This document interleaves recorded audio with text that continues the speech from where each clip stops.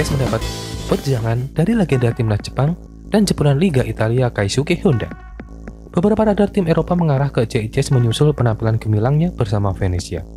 Inter Milan, Bologna, dan Udinese menjadi dua klub yang dikabarkan meminati servis back timnas Indonesia itu. Sepanjang musim 2024-2025, ICS mencatatkan 1 gol dari 35 pertandingan di Serie A. Bisa dibilang dia pemain dengan penampilan paling stabil di klubnya. Peran krusial ICS terbukti dengan dirinya dipercaya sebagai kapten Venezia.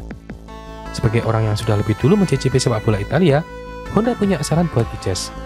Sang palang pintu disarankan untuk memasang mimpi besar buat menggapai prestasi lebih tinggi. Saya pikir setiap pemain punya mimpi bermain untuk klub besar di Eropa. Saya salah satunya, ucap Keisuke Honda memberi pernyataannya. Jadi, menurut saya, pemain muda harus punya mimpi besar. Sebuah mimpi besar membuat Anda kuat dan mengatasi kesulitan. Memang tidak mudah, tapi mimpi akan selalu membantumu, tutur mantan pelatih timnas Kamboja itu.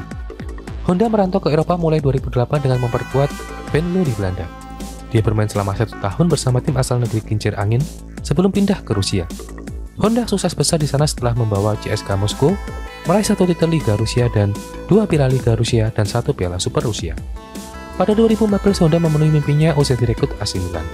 Sang playmaker mengabdi selama 3 tahun bagi Rossoneri dan menghadirkan 1 gol dari jenjang yang itu Supercoppa Italia. Honda meninggalkan Milan dengan catatan 11 gol dalam 92 penampilannya di semua ajang. Lalu bagaimana JICS? Pengalaman dia memang belum sebanyak Honda. Lahir di Madrid, Belanda, ICS gabung Venezia mulai 2023. Total 66 partai sudah dilewati pria berumur 25 tahun itu bareng klubnya berjuluk Lionel Aleti itu.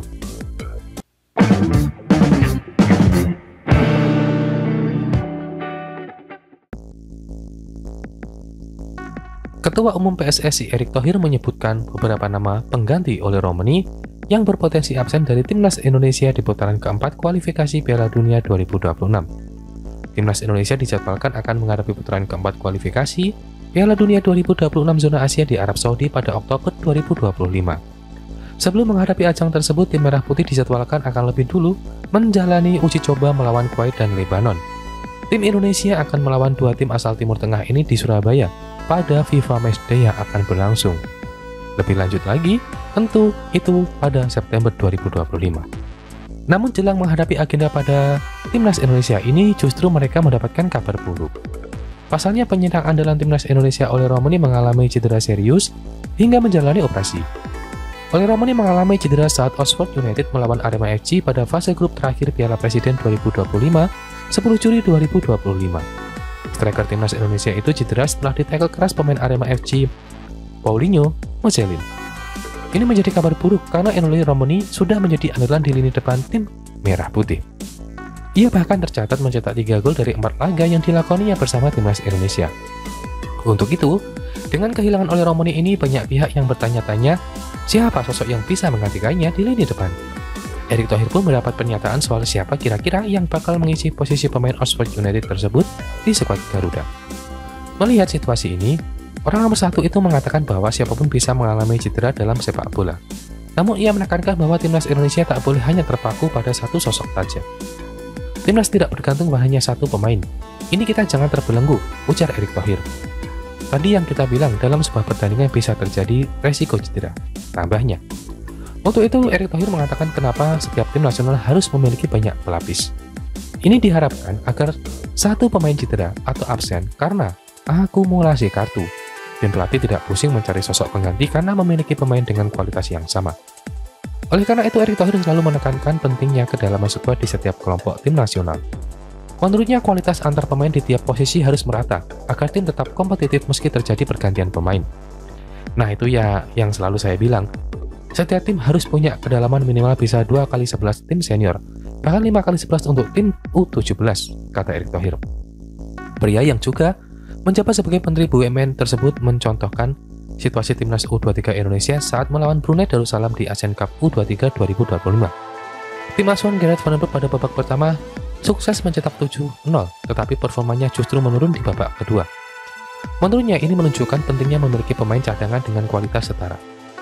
Kemarin juga sama ketika U23 kita half time 7-0. Di babak keduanya menurun dan Coach Gerald kan bilang dia akan review, jelas Erick Thohir. Erick mengatakan bahwa Tidak semua negara punya kedalaman skuad luar biasa seperti Spanyol, yang punya banyak pemain muda bertalenta seperti Lamine Yamal.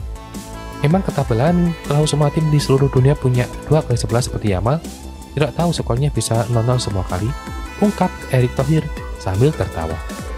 Untuk itu setelah Oli Romani cedera dan dipastikan absen, Erick tak ingin skuad Garuda hanya bergantung dengan satu pemain saja. Menurutnya cedera bisa terjadi kepada siapa saja, untuk itu dengan hilangnya Oli Romani, ia menegaskan bahwa masih ada beberapa nama yang bisa menggantikannya. Erick mengatakan bahwa pemain yang berposisi menyerang bisa diberi kesempatan untuk mengisi posisi Oli Romani. Pasalnya skuad Garuda masih memiliki nama-nama seperti Ragnar Oratmangun, Rafael Sturridge, Eliano Reijnders, dan ada juga Hoki Caraka. Bukan masalah cari yang tepat, tapi itu harus memberikan kesempatan kepada Rafael, Ragnar, Eliano, dan Hoki. Ya, kita tidak boleh menutup mata, kita tidak boleh berjurit. Tentu dengan pemain yang ada, kalau begitu kita membunuh karir pemain kita. Semua harus diberi kesempatan yang sama. Tutupnya.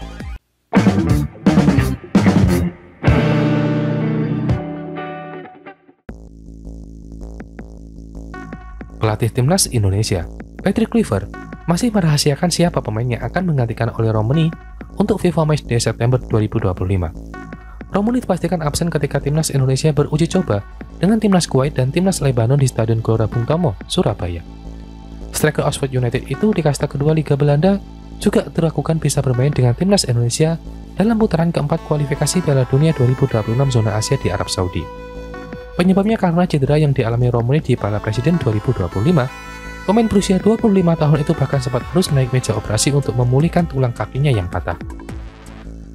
Meski begitu, harapan cemas juga Kluivert tetap berusaha menjaga harapan terkait kemungkinan Romani comeback ke Timnas Indonesia pada putaran keempat. Saya tidak berpikir seperti itu. Bermain di putaran keempat saya berharap ada sedikit harapan, namun saya tidak berpikir itu. Jadi kita perlu melihat siapa yang akan mengisi posisinya di lini depan. Itu tergantung itu terlalu dini untuk mengatakan siapa yang akan menggantikannya karena kita punya banyak pemain yang bisa bermain di posisinya, kata Kluivert.